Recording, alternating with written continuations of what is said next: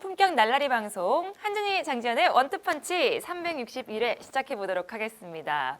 자, 오늘 주제는요. 바로 U20 월드컵이 오늘 금요일이죠. 지금 방송분으로 오늘 개막을 했습니다. 그래서 이 이야기를 좀 해볼까 하는데요. 내일 바로 첫 경기인 포르투갈을 상대하게 됩니다. 제가 한 의원님 흉내 좀 내볼게요.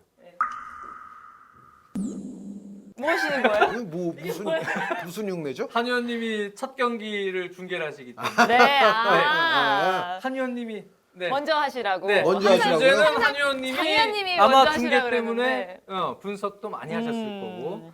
네, 그래서 저는 2차전, 3차전 중계하거든요. 저는 사실 1, 2, 3차전을 다 해요. 다 하시죠? 예, 예. 2차전은 물론 이제 녹화로 이제 N스포츠에서 이제 될 텐데 이 포르투갈은 지난번에도 말씀을 드렸다시피 또 최근에 이제 언론들에서 이제 질문이 좀 오잖아요. 그쵸. 우승 후보가 어디냐?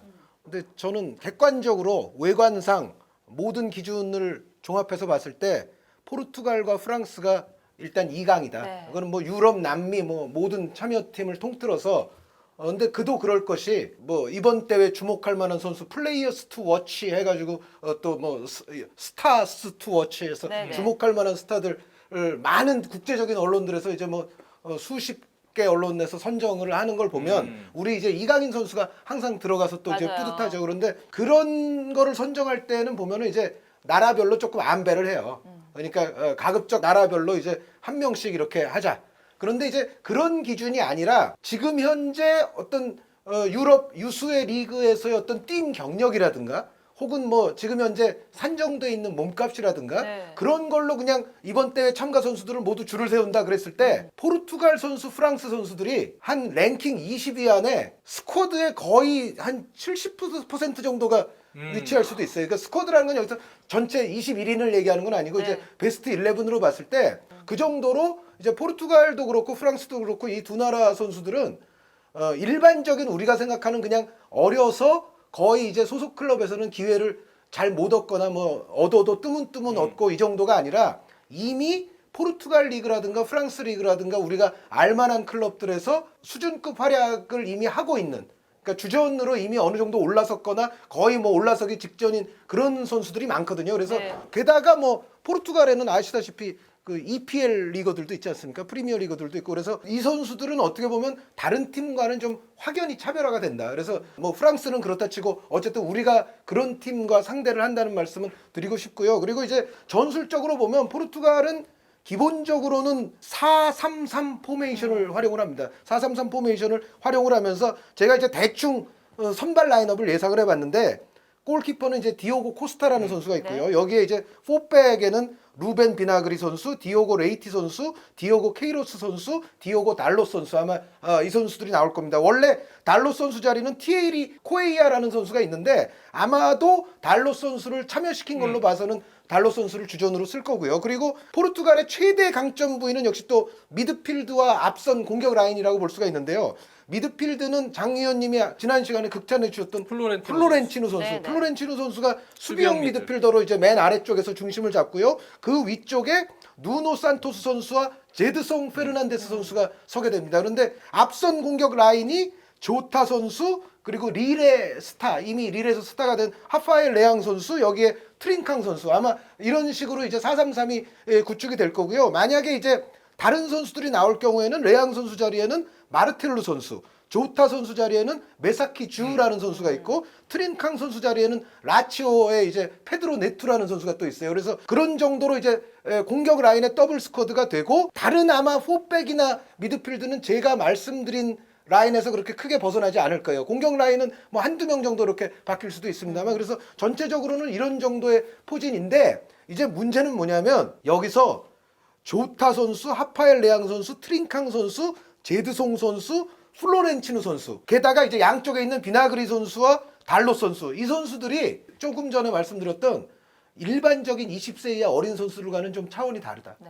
그러니까 지금 말씀드린 요 정도 한 6, 7명 정도의 선수들은 이미 유럽에서 빅리그, 빅클럽들도 상당히 주목을 하고 있고 이미 자신의 소속팀에서 상당히 어느 정도 떠 있고 기량 자체로 보더라도 조타 선수라든가 트린캉 선수, 레앙 선수의 공격력은 제가 봤을 때는 거의 3인 공격으로 봤을 때는 이번 20세 이하 월드컵에서 거의 최강 대열에 속한다. 그래서 우리가 기본적으로 수비에 조금 약점이 여태까지 불안감이 있는데 그렇죠. 과연 이제 이 선수들을 어떻게 막을 것이냐에 관한 이제 포인트를 제가 한 두세 가지 정도는 말씀을 드릴 거예요. 근데 네. 제가 말을 좀 길게 했으니까 장 의원님 말씀도 좀 네, 들어보시죠. 찬 의원님이 이렇게 선수 한 명 한 명 이름을 불러주시면서 얼마나 강팀인지를 설명해 주셨는데 그럼 전반적으로 이 팀이 어느 정도의 강팀인 거예요?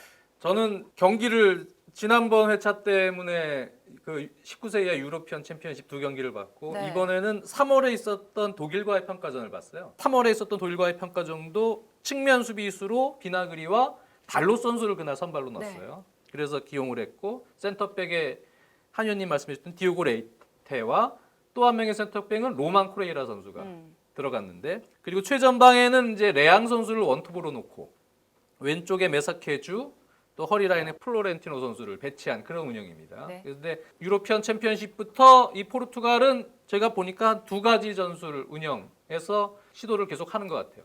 독일과의 평가전은 4-2-3-1 형태로 나왔어요. 그래서 2선의 숫자를 늘려서 운영을 하는 것 같은데 기본적으로 이 팀의 스타일은 보면은 공격적으로 재능이 많은 선수들이 많지만 기본적인 운영은 상당히 밸런스를 중시합니다. 비나그리와 달롯 선수도 빌드업 시에 보통 현대 축구에서 이런 운영에서 공격적인 운영을 하려면 달롯, 비나그리가 다 공격적인 저 측면 풀백이잖아요. 네. 그런데 이 선수들을 앞으로 올려서 빌드업을 시작하는 게 아니고요. 그대로 포백 밸런스를 맞춰놓고 오히려 수비형 미드필더인 플로렌티노에게 거쳐서 쇼패스 빌드업이 들어갑니다. 수비 숫자를 일단 확보를 해놓고요.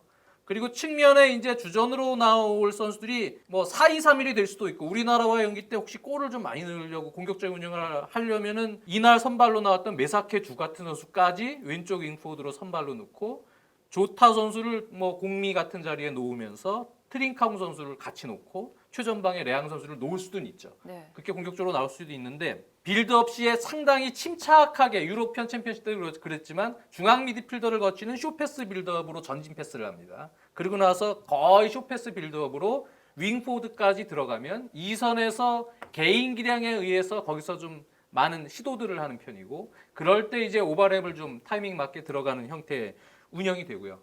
그리고 또 상대 쪽에서 볼 소유가 됐을 때는 앞선에서 원톱 레앙 선수부터 2선에서 압박을 좀 많이 하거든요. 그래서 전체적인 팀 압박이 들어가고 기본적으로 공격 시에는 자글자글 쇼패스 게임으로 들어가지만 차근차근 포백 라인이 상당히 공격적으로 당기면서 공수 간격을 종적으로 상당히 좁혀서 들어갑니다.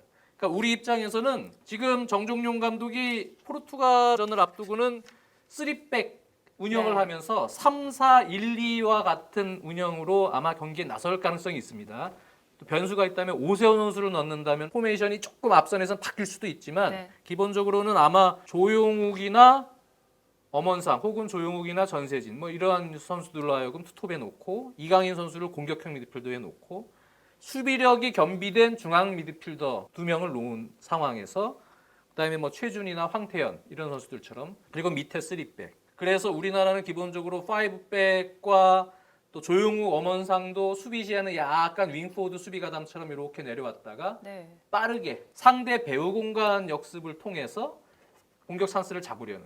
그러니까 이날 독일과의 평가전 때도 비나그리와 달롯 선수가 지공으로 나갈 때는 조금 올라오거든요. 그럴 때 측면 배후 공간의 역습으로 그대로 그쪽에서 공격 찬스를 잡는 장면들이 꽤 있었기 때문에 네네. 우리나라도 아마 그런 식으로 좀 실리적인 역습 위주의 경기 운영이 될 것이다. 그렇다면 우리나라에서는 운영에서는 뭐가 필요하냐? 일단은 중앙을 거치는 거의 쇼패스 빌드업이에요. 네. 그러니까 우리나라랑 할 때도 그럴 것 같습니다.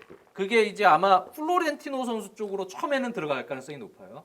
플로렌티노부터 다른 2선이나 중앙 미드필더에서 연계 역할을 하는 선수들에게 다시 들어갈 가능성이 높기 때문에 1차 전진 패스를 할 때 우리 미드필더 라인들이 거기서부터 기다렸다가 올가미를 틀고 끊어서 그 선에서 빠르게 조용욱이나 엄원상이나 이런 선수들에게 움직임을 통해서 역습 수행을 하면 그러면 가장 실리적이고요. 이거 또 하나는 이제 원톱 레앙 선수를 고립시켜야 됩니다. 우리 수비 라인들이. 그러려면 역시 미드필더 쪽 그 앞속에서 패스 전개가 될 때 거기서부터 압박이 들어와서 그때 수비가 제일 중요하죠. 그러려면 사실 정종현 감독이 이제 중앙 미드필더 조합을 어떻게 구성하느냐가 이 경기에서는 상당히 중요한 과제가 될 것이고요. 우리 진영에서 볼 잡았을 때는 상대 압박들이 강하기 때문에 네. 우리는 최대한 볼을 좀 안전하게 처리하면서 무리한 빌드업은 자제해야 된다. 거기서 끊길 경우에는 개인 기량이 다 좋다, 트링캉 이런 선수들이 좋기 때문에 그렇죠. 거기서부터 그냥 1대1로 그냥 뚫려서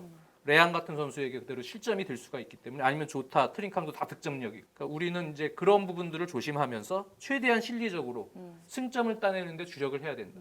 그런 부분에서는 특히 이 경기는 개인의 능력도 중요하지만 전략적으로 어떤 승부를 하느냐가 상당히 중요할 것 같은 그런 경기로 저는 보고 있습니다.